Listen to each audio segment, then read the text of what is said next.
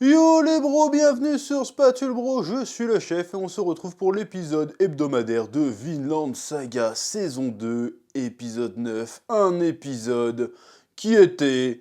Bon, j'en ai marre du terme, mais moi il me gonfle, mais je vais le dire, c'était une masterclass, c'était un très très bon épisode, j'ai kiffé chaque moment, chaque idée, chaque dialogue. Masterclass de chez Masterclass, on en parle, oui. Tu vois ce que je veux dire? C'est débile. Calmos, les amis. Ah, j'aime bien ça. Ça, c'est bon. C'est la manière la plus stylée de voler. C'est pas la Superman avec les bras devant, on s'en bat les couilles de ça. Tu fais oh. Et en fait, il est éclaté comme film.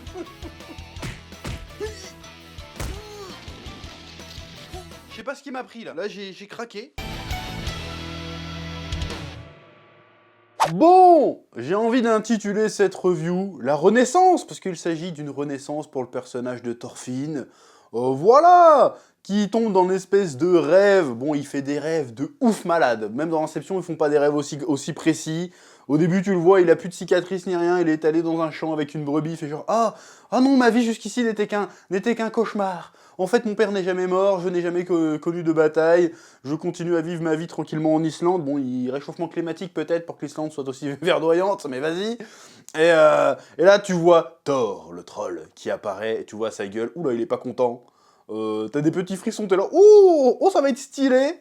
Et il lui fait la leçon, genre ouais, tu pues le sang, t'as tué plein de gens en fait, t'as toujours pas compris la phrase que je te disais, tu n'as aucun ennemi en ce monde. Après il lui dit ouais, t'as fini par comprendre. Après il y a les zombies qui arrivent et tu fais oh. Ils ont pris quelques libertés par rapport au manga, mais ils ont fait des améliorations, Ils ont rajouté des trucs intéressants, même le côté où ils se voient en train de buter la famille de Einar. Alors qu'en fait, c'est jamais arrivé dans le manga. Hein. J'ai trouvé ça super intéressant, et puis toute la descente aux enfers. Même rien que la scène où il chute à travers les cailloux, ils ont vraiment fait comme si c'était dans un rêve en fait, tu sais, parce que je sais pas si t'as... J'allais dire, je sais pas si t'as déjà rêvé, je suis à moitié con. Mais des fois quand tu rêves et que tu vis les trucs en POV, on va dire, et bah quand t'as un choc, ça fait des flashs comme ça. Et bah ils ont fait ça pareil en fait. Et je vais, oh ils ont trop bien trouvé l'idée, parce que t'as vraiment l'impression que c'est un rêve en fait. À partir de ce moment-là, tu sais déjà que c'est un rêve, mais à partir de là, tu fais ah ouais, ils ont vraiment repris le délire du rêve. Toute la chute était un peu à la première personne. Bon après évidemment pour le côté fictionnel, on redevient juste spectateur et on vit moins le truc. Mais j'ai trouvé la transition entre les deux plutôt bien trouvée. Évidemment la représentation du Valhalla comme en fait un espèce de... C'est censé être le paradis des guerriers, mais en réalité c'est un espèce d'enfer sanglant, plein de zombies qui s'entretuent à l'infini en rigolant comme des tarés. Il fait genre mais pourquoi ils sont heureux, pourquoi ils rigolent? Tu te dis waouh, il est tombé vachement loin, il se tape un putain de trip. Et puis là on voit des têtes connues, on voit Bjorn, le fameux guerrier berserk là, qui shoot aux champignons, qui arrive, et tu te dis oh merde, il va voir des gens qu'il connaît, et du coup tu t'as un petit frisson, tu fais oh, peut-être qu'il va le voir. Et juste après, t'entends la voix, tu fais oh les bâtards. Bon, je le savais parce que j'ai lu le manga, mais dans la mise en scène, tu fais oh les bâtards, et tu vois Askelad sur le, comment on appelle ça, sur la colonne comme ça pété, et puis qui fait bah alors la vue te plaît pas et tout, et puis il commence dans une espèce de dialogue introspectif de ouf. Et tout le long, t'as des frissons, t'es là, oh, c'est génial, c'est génial. Cette scène est géniale, a été magnifiquement retranscrite dans l'animé. J'ai eu des frissons tout le long, voilà, l'émotion était présente. C'était incroyable de badassité. Un Thorfinn qui se rend compte de tout le mal qu'il a fait, et qui en fait... J'avais oublié un peu tout ce... Enfin, j'avais oublié. Je l'avais pas en tête la dernière fois quand j'ai dit, lors de la dernière review. Et j'avais dit, si je me souviens bien, je l'ai pas rematé, que Thorfinn avait frappé le gars, parce qu'en fait, il s'est rendu compte qu'il a eu un réflexe humain, en fait. Alors que avant ça, c'était un peu un mec un peu apathique, je crois que c'est ça qu'on dit. Il était là comme ça, vas-y, tue-moi si tu veux me tuer. Je subis la vie, en fait, plus rien ne m'intéresse. Je suis une coquille vide qui traverse la vie. Et au contact d'Einar et du tout le travail qu'ils ont fait, il commence justement à redevenir un peu humain. Et du coup, comme il redevient un peu humain et qu'a priori il repart de zéro, bon bah il a eu une émotion humaine, c'est-à-dire qu'il a mis une patate à un gars qui lui a mal parlé et puis qui lui a fait du mal. Et là il s'est senti mal, il fait oh merde, je suis en train de redevenir... là c'est le contre-coup de ça, il dit putain je suis en train de redevenir celui que j'étais avant en fait. Donc j'ai échoué de repartir de zéro. Mais ce que j'avais dit lors de la review d'avant, c'était bah il a eu justement, c'est ce que je disais, il a eu justement un réflexe humain de se défendre. Donc il redevient humain de nouveau. C'est ce que j'avais dit, il me semble. Et on m'a dit non, c'était pas ça, il voulait juste défendre son pote. Non, non, non, non. Il a été en colère pour de vrai et il a mis une patate au gars. Et du coup, dans cet épisode, ça lui fait remonter le souvenir. Merde, j'étais censé repartir de zéro et je retourne dans les travers d'avant, c'est-à-dire que je choisis la violence alors qu'il y a d'autres solutions. Et du coup, bah, tout remonte à la surface parce qu'il avait tout ça enterré au fond de lui à la base. C'est pour ça qu'il faisait des cauchemars. Il avait tout ça enterré au fond de lui, mais il n'arrivait pas à mettre un mot dessus. Et puis là, le fait qu'il ait eu ce flashback de la violence, et ben tout est devenu clair. Et en fait, il est tourmenté par le mal qu'il a fait, vraiment. Il commence à ressentir réellement cette culpabilité et ce dégoût de lui-même d'avoir fait ça. Et la confrontation avec Askeladd a confirmé le délire. Genre, toi, avant, t'étais de ce monde-là avant et ta vie, c'était ça. Mais tu as l'occasion, parce que justement, tu as été une coquille vide à un moment donné, tu as l'occasion de sortir de ce monde-là. Et ton vrai combat à partir de maintenant, ça va être d'en sortir définitivement et de retourner vers la lumière quelque part.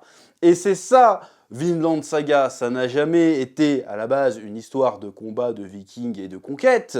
Enfin si, ça parle de conquête, mais ça parle pas de conquête au sens territoire, au sens pouvoir du terme. C'est la conquête de soi-même, la conquête, même je dirais même plus la quête de sens. On parle de quête de sens.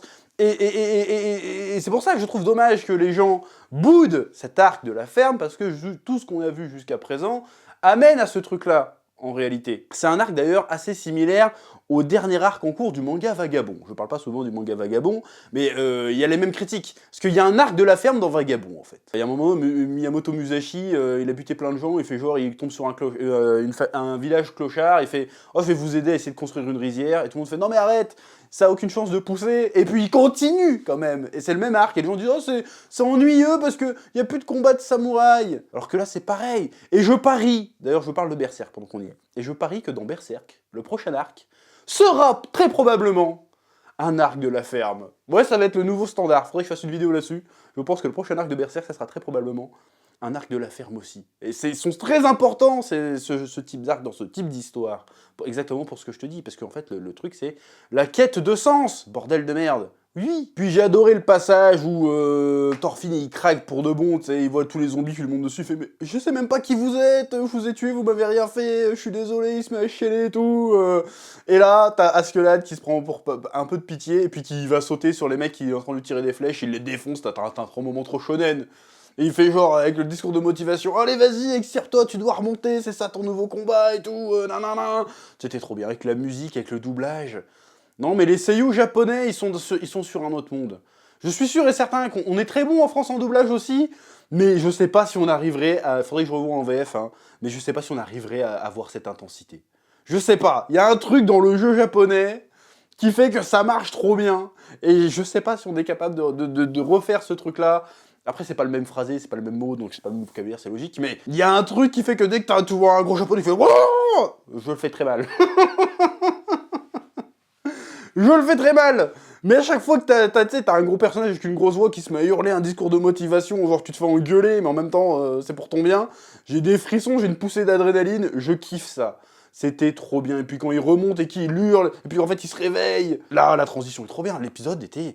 Je sais que j'ai pas d'argument, je sais que je répète juste que c'est trop bien depuis 1 minute 30, mais c'était génial, j'ai eu les frissons, ça avait du sens, on était impactés, ça c'est du développement de personnage incroyable. En plus, le fait que ça soit un rêve, ça permet encore plus comment dire, encore plus de mise en scène et d'éléments un peu figuratifs. Et c'est génial. Voilà, c'est pour ça que Vinland Saga, c'est une masterclass. C'est parce que tout simplement, c'est super bien écrit. C'est tout. Voilà. Et qu'est-ce qu'il dit, Thorfinn, une fois qu'il se réveille, bah, il se remet encore à chialer, et puis il se confie à Einar, il fait « Ouais, j'ai tué plein de gens. » Bon, ça, il l'avait déjà dit, mais il l'avait dit de manière « J'ai tué plein de gens. » Tu vois. Là, il le sent vraiment. Il prend l'ampleur de ce qu'il a fait. Pour la première fois peut-être, il prend l'ampleur de ce qu'il a fait et il fait « Bon bah maintenant je fais le serment de ne plus jamais utiliser la violence. » Voilà. Donc là, ce qui va se passer, c'est que... Il y a des gens qui vont se dire « Bah ça veut dire qu'il n'y aura plus de bagarre ?» Ah bah du coup je vais arrêter, je drop la série. C'est pas ce que ça veut dire. C'est beaucoup plus compliqué que ça. En fait, ça va être ça la quête de Thorfinn. Alors je spoil rien, mais la quête de Thorfinn, ça va être de réussir à vivre sans violence. De chercher la non-violence, c'est ça sa quête. Ça veut pas dire qu'il va pas casser des nuques sur le chemin. Mais en tout cas, à partir de maintenant, là, Là, on était déjà sur un arc masterclass, mais là, à partir de maintenant, Vinland Saga, c'était là, Vinland Saga, ça va devenir là. Je suis désolé. Ça va être tout bonnement incroyable. En plus, avec cette direction artistique, cette animation, cette musique, ça ne peut qu'être que de plus en plus incroyable. Faut aussi que je passe un mot sur Einar, là. Einar, ça fait 2-3 épisodes, quand il s'énerve, il a une vibe de Kenshiro, là, de Hokuto no Ken. J'adore son design, j'adore le gars est trop fort. Bon, c'est pas le giga bagarreur de ouf, mais il dégage une puissance brute, il dégage une badassité qui est incroyable. Voilà, je veux être pote avec Einar, je veux que ce soit mon pote, comme ça, je sais pas, je l'aime bien, en plus il sait faire des trucs. J'adore le personnage d'Einar, et on n'a pas fini d'être gâté en termes de personnages stylés cette saison sur Vinland Saga. Voilà, c'est à peu près tout ce que j'avais à dire. Pour cette semaine, j'ai kiffé ma race, j'espère que vous avez kiffé votre race. Je vous laisse le temps de mettre un petit pouce bleu, de mettre un petit commentaire, ne serait-ce que pour le référencement, ça aide beaucoup. Voilà, alors, on fait pas énormément de vues sur Vinland Saga, hein, mais c'est pas grave. Là, je vais aller vraiment au bout de la saison parce que je kiffe. Et la passion, c'est plus important des fois. Voilà, c'est tout. C'est tout. Donc, pouce bleu, abonnement, et puis à très bientôt sur Spatule Bro. Oui,